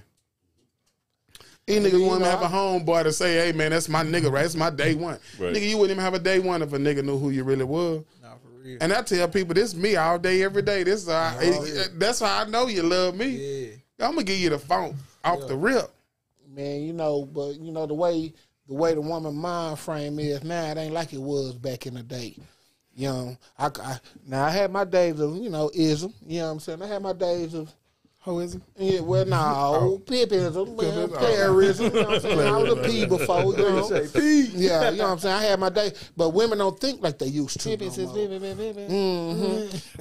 But see, women don't think like they used to no more. And you can put your all into a woman. You can give all your love to a woman. You give her you can wholeheartedly love her. You can devote to her all the way. You can give all your means to her. And guess what she'll do when she get mad? Walk out on your ass. Only thing that's gonna bounce you back from that is your manhood. That's the only way you're gonna recover. You right. And you know what I'm saying? I ain't gonna lie. Now, what are we talking about though? Are we talking about I'm the all right with her walking out. girlfriend or the woman, or we talking about your wife? We ain't talking about. Well, you got to. In order to even have a wife, you got to go to the girlfriend, up to the wife. You know what I'm saying? Now, for me, if she wasn't a wife when I met her, I probably won't fuck with her. Because you just don't get in a relationship doing wifely duties. That's the point. And so that's why I say I'm and now I have came across women and they ain't a wife, right? And the old me, if they had that good I might try to tag along for a little while, right? Right. But like I'm at an age now where, I mean, we have to be beneficial for each other. Yeah. Like I don't believe in necessarily the traditional, let's go to the courthouse and get paperwork married. But I do believe in being devoted to somebody. Right. And I do believe in, hey, I want to make a contract with you. Yeah. And if that's what we decide to do, like I'm gonna hold that oath. Because to me that's what being a man is. Like to me, like I guess because I'm not gonna say being a player was, for me it was, I've tried it, but I was just never one of them cats. Thanks for everybody. But why you say being a player? See, when you say being a player, not that being a player. Cause see, I gotta watch that. You know what I'm saying? Cause a woman, you'll say, "Man, I'm a player. Yeah, I'm a player. Well, I'm a player." Okay, so I said myself. So having multiple women really never been for me. That ain't gonna make you a player. That's why I came back and multiple, like having multiple access to multiple women, like that's never really been manly in my book. Now, if you was one of them niggas like you, like these niggas who got these like living wives, there's like if you want to talk about player, like then that nigga's a player, right? But I ain't talking about the nigga who got these wives and can't afford them. Nah. I'm talking about the nigga who actually, like, if that's the life he choose and they choose his life, like, and he actually being a man about it, then that's cool because that's his lifestyle. But like for me, like that's not the type of lifestyle I live. I don't want multiple wives. Like I can't put up. I can't do it. Hard to deal with. I can't deal with, like I don't even want to be in a relationship where I feel I have to play with somebody like that. Right. Because now I'm playing with your feelings and your emotions. And how can I get mad when you go and do mine like that? Yeah, that's a because dangerous thing. I know me, like I'm gonna hurt somebody. Like, I'm gonna hurt somebody. It ain't gonna be just no peaceful shit. I heard that 1,000 times. Oh, you're a player. Yes. And it has nothing to do. But see, you put a redefinition on it. It's like my definition of perfect. Everybody won't fall in, but when I tell them my definition of perfect is because you didn't create me, so you can't tell me I ain't. Right. You know what I'm saying? And I know if my creator perfect, and my creator created me, and how can I be less than that? Right. Now, if you're talking about somebody, the Webster's Dictionary version, I don't believe that was necessarily his definition of perfect. I think he just jotted some shit down on some paper to convince people what they can't be when he knew that who people really were. Right. I don't think it was like given to people to tell them what they can't be. I think those, because you have to look at who wrote that definition. Yep. That definition was interpreted for European people.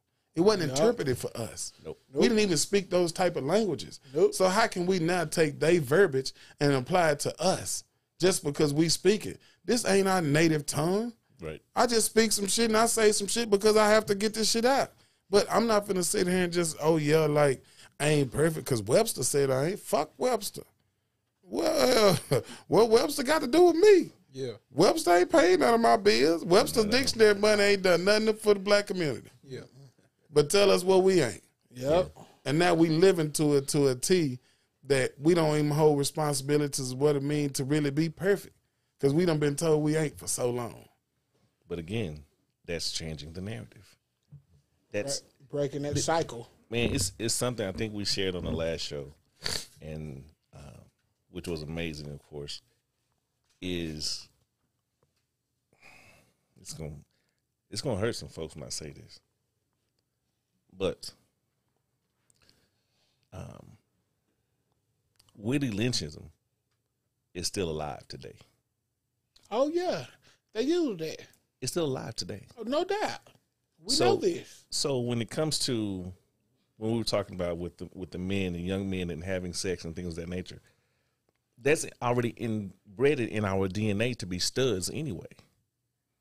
So honestly, when we 17, 18, 14, 13, we looking around, Uncle Wayne, Uncle Jimmy, can I, she sure is. But it takes that man that says, hey, come in, let me talk to you, young buck. Let me tell you what you just did to yourself. And it's still alive today. We have to speak against that, to say what you said to your son. And be like, man, I'm just thankful that you into this the video game thing. Do that. And then grow. Because you got plenty of time for that other thing. And that's changing this narrative.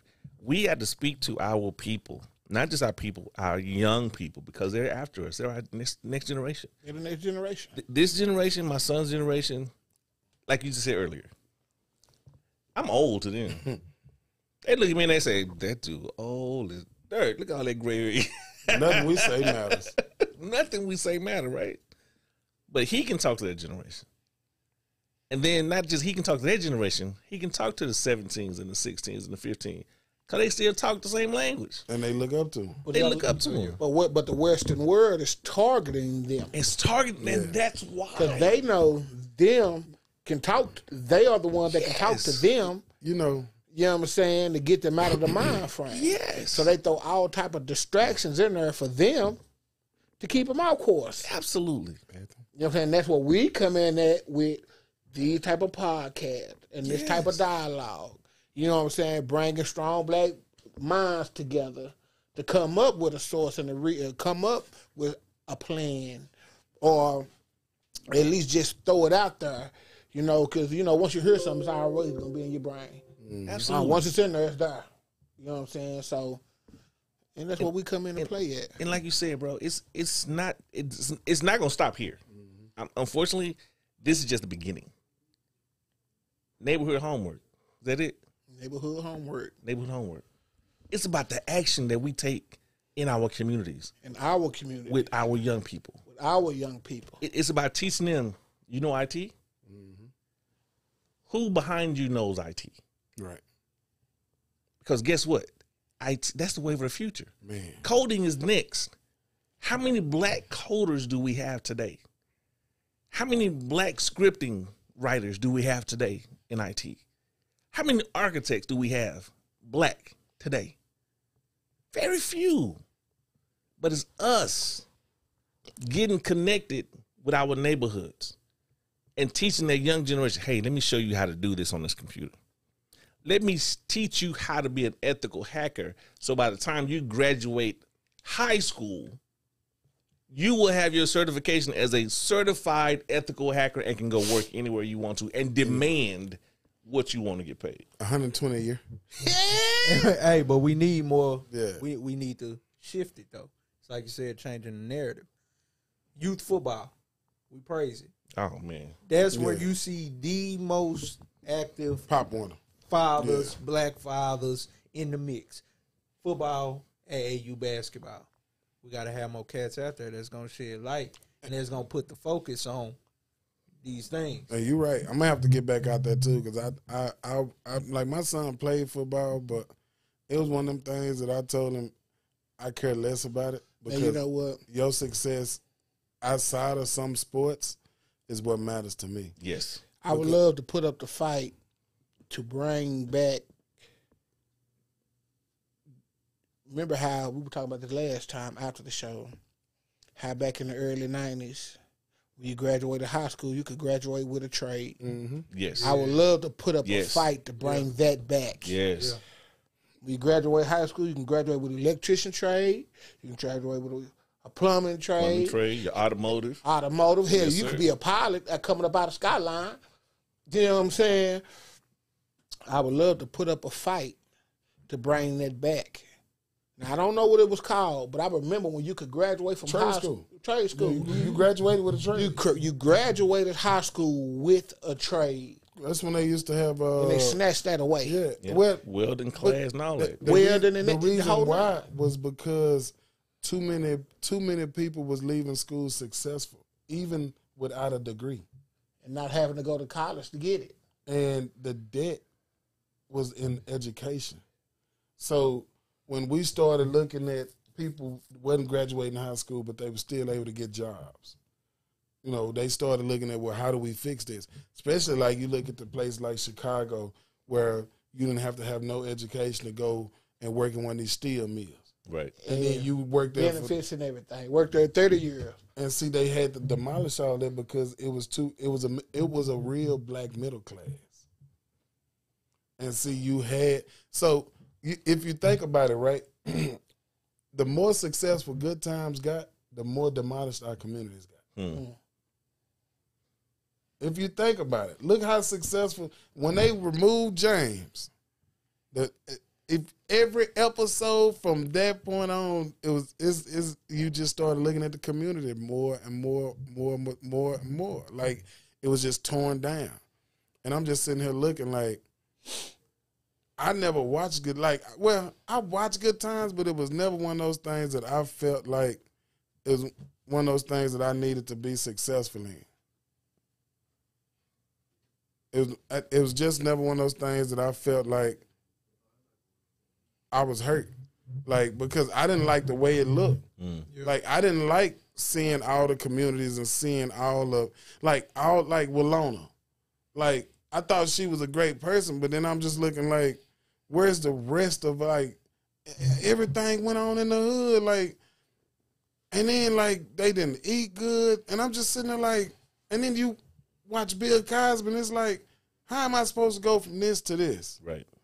And then try to find a balance. What's the medium? And then you look outside your communities, and it was bad, but then you looking like, well, damn, my shit wasn't Good Times bad. Like, what are they really selling me? Yeah, you know what I'm saying? But again, when you look at it, man, when I tell people how I grew up and where I grew up in North Dallas Projects, but before that, we lived in Washington Projects. It was over by Baylor Hospital. Right. And growing from that community to the other, it was more so, were we poor? Absolutely. But as a kid coming up, I learned that because of the love that my mother, my grandmother, and my auntie showed, I really didn't miss a meal or beat and didn't think of it until later. I'm like, wait a minute, was we poor? And my mother had to say, son, yeah, we were poor. We was poor. No, cooking toast on the bottom of the stove and making syrup sandwiches and mayonnaise. I know something about that. Yes, sir. Kids of today, ask them what slide them keys over. Ask them what a syrup sandwich is today. They don't know what the hell it is. And I'm like, a syrup sandwich. That's one of the best ones. That's what salmon croquette is. You know what? Niggas can't make that shit no more, man. I went to this one place and they had got one for you. Talk about salmon croquette. Tell them to make it with that jack mackerel. Look, see, hold on, and I think that's what that nigga make it with the jack. You know you what you're talking about. Shit nasty. Man, I had some salmon croquette. Speaking on that, I had some a few days ago, and I was like, I called my mama, can you make me some salmon croquette? Because I had some, and this shit was, I was like, no, they didn't even have to smother potatoes right. Oh, man. See? Yeah. Don't talk about that. I had black folks meal. You know what? I still tell my wife, man, throw me some hamburger. Who? Yeah, let's talk. We got a question from Talk on the Street. Should fathers in the penitentiary still get a stimulus? Of course. What's the crime? I mean, well, why do they? Why are they excluded? When should men in jail get a stimulus check? Yeah, they should get a stimulus check. I don't think it should just be because then we should say, should mothers in the penitentiary get a stimulus check? What's the answer to that one though? I think everybody should get one. I mean, everybody should get a stimulus. Are they getting it? Yeah, hell yeah, niggas. Hell yeah, they what? Them niggas eating. Are they, No, I don't know. If they, okay, are they getting similar sex? let's kick back. Like, this is a topic I was talking about not too long ago, right? Look at where the black community was before Trump got in office. We was looking for the fair for work. We was like high unemployment rate. Now, they say we wasn't. Before Trump. Before Trump. They say we wasn't. But look at how many people was depending on the fair. I tell people these are keynotes for our community to see how poor we are. Okay. Look at how many people was dependent on the fair for employment, right? How many of them depended on it now? Nah. You ain't heard a nigga scream about a fair check in about 2-3 years now. Should fathers in the penitentiary think about it. Get a stimulus check? Come on, Real. Yes. Okay, look at it like this. The fair time for us, when I say us, in Dallas, that's one of our trademarks, is the fair. Right. It's not that people are running to the fair to say, ooh, I got a job. It was more so to say, ooh, I'm going to run to the fair for this month. 2 weeks. No, exactly. No, Rev, that's when you was coming up. Oh, it's different now? What? Because how many niggas we knew was working at that bar? Only working during the fair. That's it. Yeah, Rev. What?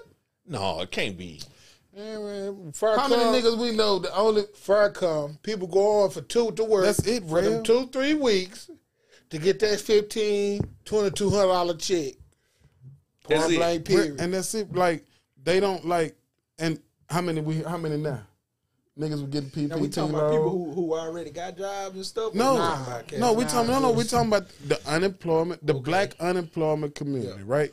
When fair came around, you heard niggas like, man, I got this job. You heard niggas job at the fair. It's like a little different on my end. I'm young now. I ain't gonna lie, everybody scamming. they scam. So that's what I was. That was my question. You know, that's what I was just finna say. Now they getting the PPP loan. Man, well, they gonna. Yeah, you talking about the car? How you gonna get a PPP loan and get a check for unemployment? Yeah, man. yeah. Oh, let me scratch my head. Yeah, I ain't got neither. Yeah.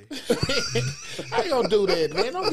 Don't be getting unemployment for months and then get the small business loan on top of your unemployment still coming. Man, I seen niggas taking vacations. I'm sorry, I seen niggas taking vacations, and I'm like, man, I ain't know you had a baby. I got cats I know right now that's on vacation today, and I know you ain't been eating for the past 2-3 years.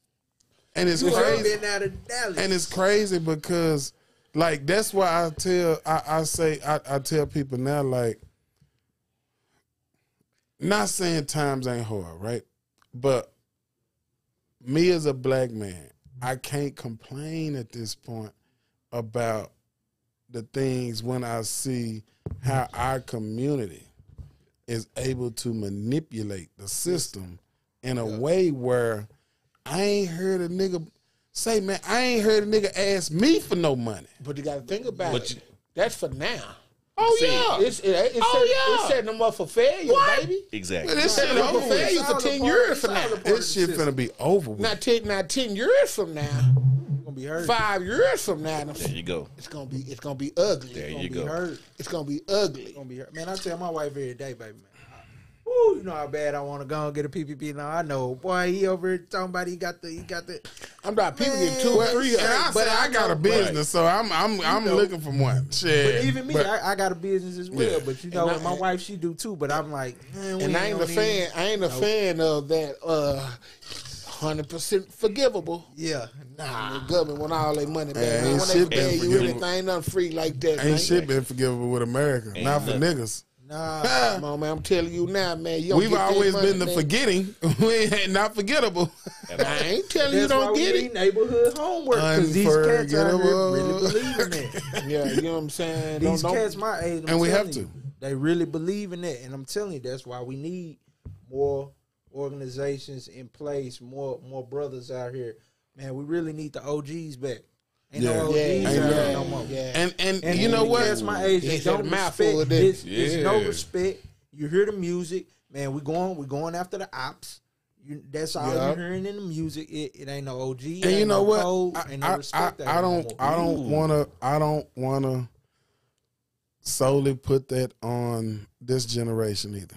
Because you have to throw in the a lot of these old heads making it hard for these young cats. Well, the old heads want to be the new. It ain't that they even want to be it. It's just they want appreciation for not having it and laying the groundwork. Yeah. And what they got to realize is, did Harriet Tubman really get her just due? Yeah. Of course not. Not even a year after she died, not 10 years after she died.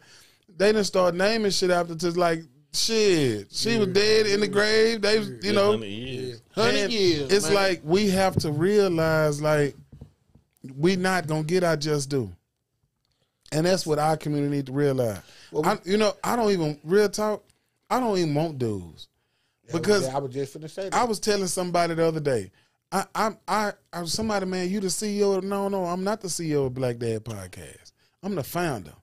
I look forward to somebody coming, taking this motherfucker over and telling me, say, bro, you got to go. Your mouth too fly. You don't want to listen. Today, time has changed. It ain't like it was when you was there.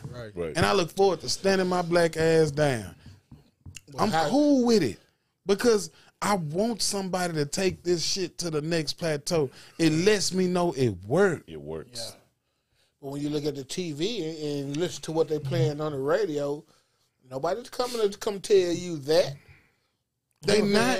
But we and you know what? It's terrible what they play on the radio. It is. It's terrible what they show these children on the TV. And we have to redefine it for them. Like, it's the with what? BET? The radio not gonna stop being played. Like, they not gonna stop putting bullshit on airwaves. That's just because it's not. But what we have to do is we have to echo louder. Like, we have to. We can't just be censorship nowhere when it comes to TV and radio. We can't just be like Dead Prez, the rap group. Yeah. Like, they was okay with being non-mainstream. Right.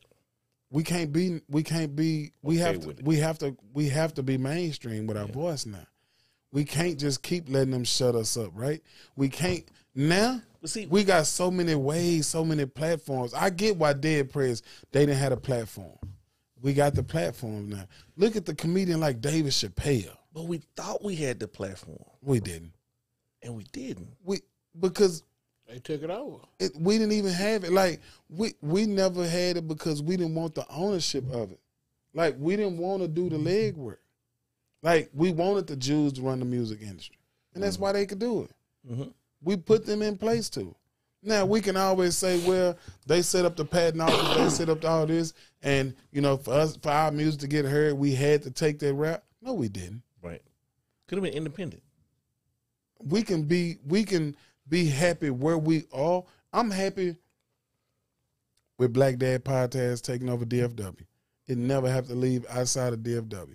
If it does, it does. If it don't, it don't. I'm cool here because who I need to reach is here. Yeah. If it get outside of here, I'm definitely game. I definitely want to reach him. But I don't give a fuck, man, if I ain't reaching my own. Yeah. And it started with me doing it here.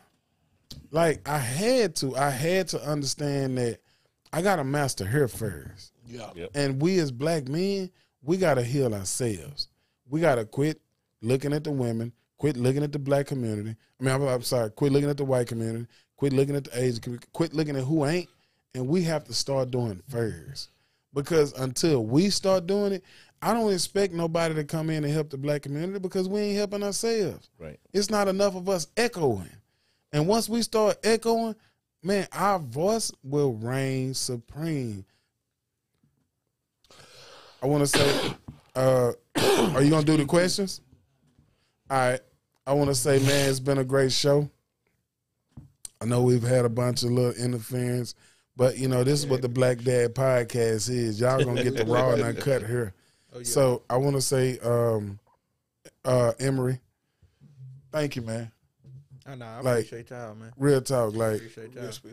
Being here, being a voice, letting letting me talk and letting me reach you and highlight how positive your father's been, and just seeing like this lets me know that though I'm not your pops, the changes I'm making in my life to be a better man, it works. And as hard as I am on my son, you know, I'm gonna do better as a man as far as that, but I'm gonna still be his dad because I can still see y'all had that father-son relationship, and that's beautiful, man. Like, I'm gonna highlight that every chance. Rev, you know you my guy. I want to say thank you. Appreciate you. Man. Love you. I hope you can make it back on the third Saturday. I'm doing BlackDads here, and I'm gonna bring my father on, and I'm gonna talk to him and let him get his point of view across. And I want us to walk away with a moment where we can heal as black men, and I hope other black men will be able to see from that how to heal. Absolutely. And how important it is. Neighborhood homework. Our way, baby. Man, we always doing something definite, some definitely different. And man, what you doing that just really make me want to push Kingsman Community Outreach even harder. Push it, man. So anything you need me to do, just let me know. I'm here for you. And we're going to always be there. We're going to get these hot topics going. I'm sorry, we're finna do a hot on the spot. Hot on the spot, 3 baby. questions.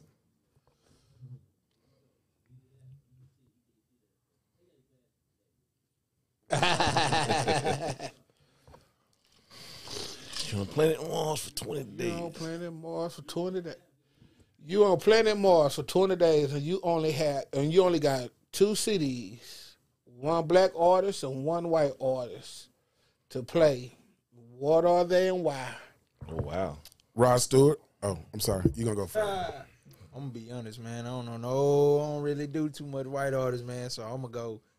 I got a J. Cole, Forest Hills Drive. You know, I rock with Jay. He be speaking. He be talking that talk. That's how I am, and I'm gonna take a Ross, any Ross album really, because I got a little old soul, so I like to sit back and I just like to vibe out. Okay. I'm gonna go with a Ross and a J. Cole. Ross and J. Cole. Rare? Oh man, I ain't listened to a CD and I don't know how long. Right. That's a good one. I'm old. I'm old, so I like the music from the 70s. I'm like the Temps and the Platters and the Spinners, and man, if I had to take one, of course I'm gonna go with the Temps because I just used to think I could sing. For some reason, I thought I did. And then if I had to go with a white, maybe. Like, don't shoot me when I say this. The Bee Gees? Can I get Michael Jackson? Okay. Oh, yeah, You get Mike. I get Mike.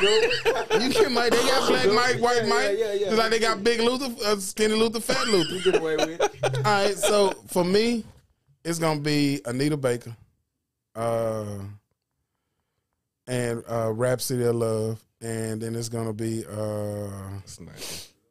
Rod Stewart. Yeah, that's my guy. And it's funny because I'm an ex-pool shark, and how I got to Rod Stewart was because the white people that stayed downstairs from me was the people who watched me after school, and Lou, she was a big Rod Stewart fan. Like, I know every song. She used to listen to every song, and like I was sitting there singing like every day, and like we'd be sitting there singing, playing pool, and then people would be shocked because here it is, a little black kid. Not only was I beating their ass in pool, I was singing Rod Stewart while I was doing it, acting her ass. Hey, bro. Me on my end, I'm gonna find me the best of the Williams brothers for sure. All right. The Williams brothers. Yeah, I'm gonna find me a best of the Williams brothers, and I'm gonna go my white artist. I'm gonna have to go 3 Doors Down. Oh, that boy said 3 doors. I'm not finna play with you, ball. I'm just saying. That boy said 3 doors down. Yes, man. Okay. Next question. Read this one, Ray. In the cowboy movie Tombstone, which of these characters described you? Oh man. Do you know what movie that is? Yeah, All right, so the movie's just about some cowboys. You got Wyatt Earp, who's the sheriff. He was a long time like hero, but he was one of the bust your balls type police. Like wasn't no remorse. Johnny Ringo was a outlaw, but he was one of the outlaws to whereas he was just like he was the devil. Right. Then you had Doc Holliday, which was the opposite of Johnny Ringo.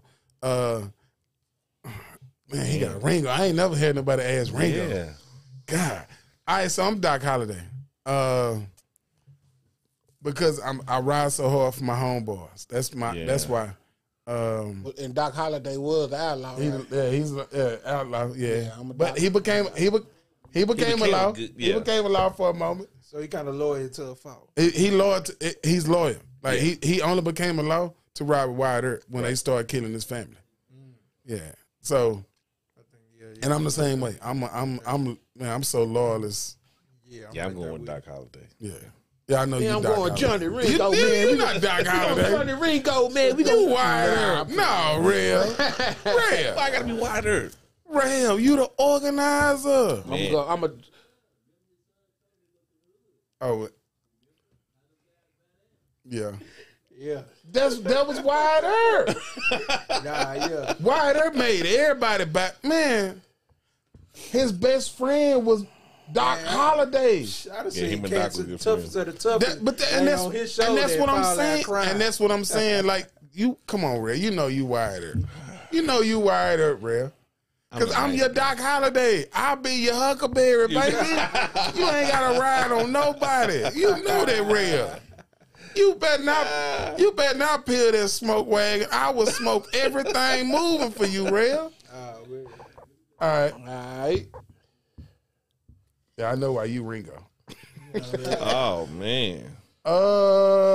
Ew. We man.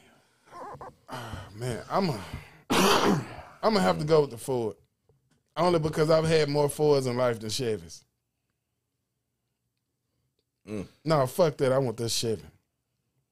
I got that 49 Chevy. Yeah, I gotta go with the Chevy because that's a truck. Like I wish it was an SUV, but now truck wise, yeah, I gotta go Chevy. It's a Chevy, man. Because you gotta have this Chevy half-ton. I mean, you gotta have that big block in that Chevy. I gotta go with the international half-ton, man. That 39 half-ton look too good for me. I need that look, baby. He picked the Chevy too. Yeah, I'm going that 49 Chevy. Yeah. Oh, I'm going with the Chevy for sure. My granddaddy, that's how he rode. So. All right, y'all. I want to say thank y'all for tuning in to the Black Dad Podcast. It's been a great show. It's been an awesome, week, and we're going to see y'all next week. Y'all stay easy. Y'all be on the lookout for neighborhood homework. Yeah. Y'all go tune in and watch the movies. Another Chance on YouTube. Get every dollar. And Jack Boys. Smooth shots. Smooth shots. Smooth shots, man. Smooth shots. Love y'all, man. All right, enjoy your night.